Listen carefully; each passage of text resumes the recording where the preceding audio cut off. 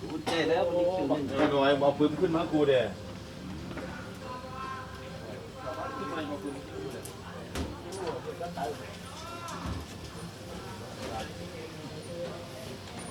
เนี่ยพอดีเขาขึ้นมาหอดฮันเลยเพื่อน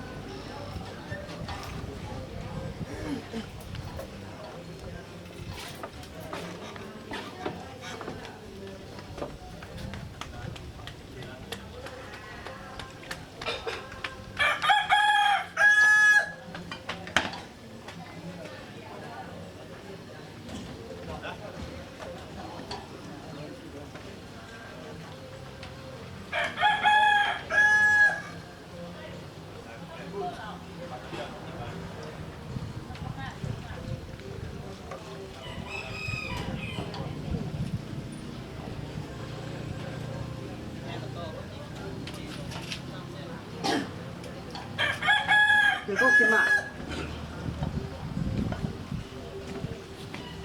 นะมีเหือดีเมื่อคืนขึ้นมาอีกนะชักเข้าไหนฮะเป็นเหือน้อยพวกข้าง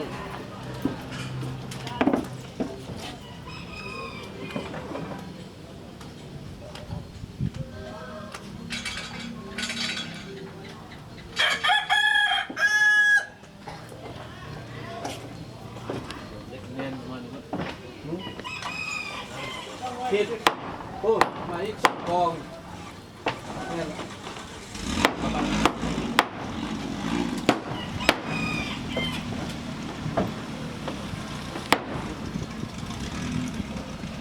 เก็บเพิ่มมาเลย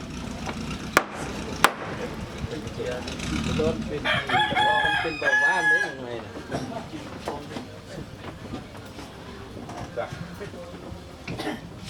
ปวดสะโพกแบ่งลองแล้วไม่เคยลองแบ่งซ่องตื่นนึ่งทานนึ่ง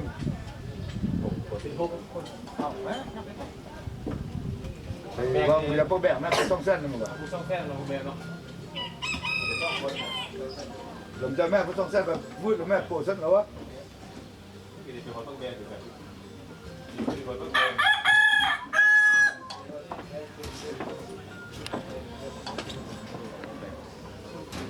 พูด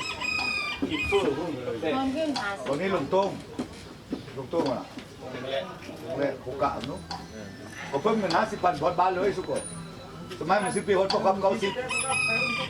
10มันก็ฮอดประกอบเขาไปบอกว่ามันซื้อตึ้งเส้นนึงซ้ำ ซื้อนี้เพิ่มนี้ขึ้นขอทุนเลย เพิ่มเงิน50,000ฮอดบ้านเลย ง่ายกว่า เพิ่ม200ต้องเป็นกับเอายาน้ำปุกกระซุกแม่เพิ่มตึ้ง30เป็นเส้น5ฮอดบ้านเลย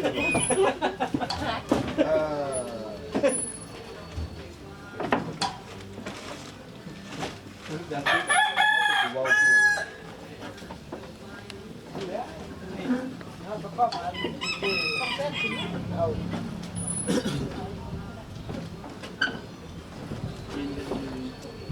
ดอนนี่มันเคยเลยเนาะเคยกินไปดอนเลยนี่ไหมมันซ้ำ นี่มีใบเสื้อคนวันนั้นจะเอาเป็น10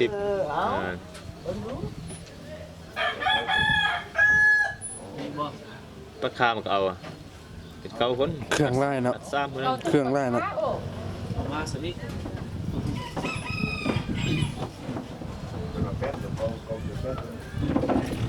เข้าบ่ได้แล้วเนี่ย ไล่ มันกินเฟอร์คุณเข้ามาเลย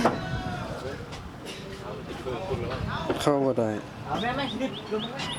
ล่อง แปดเข้าเก้าคนได้ปะ กินเฟืองคนของเขาใส่ เราบักค้ามันยัง เหือว่องมัดพอดีเอาเกี่ยวตัวเฟืองนั่นมันดีเลย ผู้น้อยนั่งนำกันเนาะเรียน ใช่ตอนช่วงนั้นแฮกแล้วก็คนดี มาน้อยก็เอาไปเนาะ ได้เป็นมาที่เกาปวด พอดีนี่เอาไปแซมคนลาวผู้น้อย ชิบทั้งหน้า เดิน10ตั้งแม่ มาน้อยก็ไปแล้ว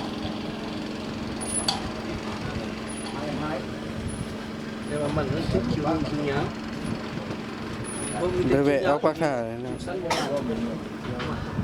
เอาเข้าไปทางรถก็ได้เดี๋ยวปลาข่านี่ขี่รถไป เขาจีนั้นมาหรือ มาก็เลยเพื่อนทิปลงแม่เส้นฮะคนไร คือไปขอเราสู้หมู่บ้าน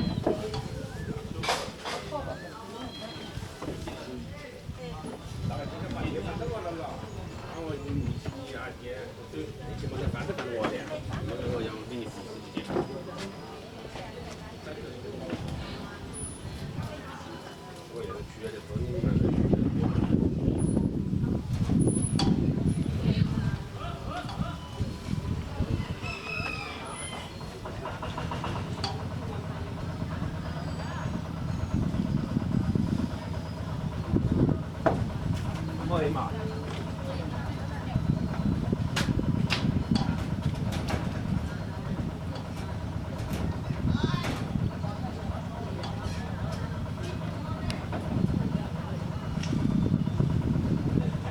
ป้า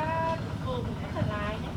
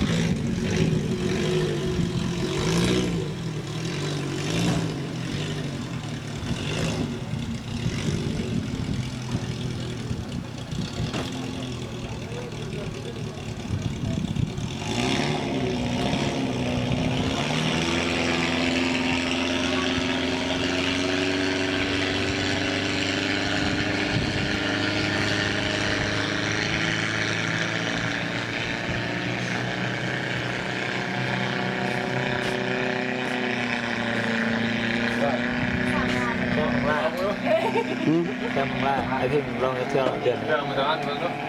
ไป ใจจะกด เที่ยวมันก็น้อย ฟองจ ยกเป็นกระสอบนี่ ำ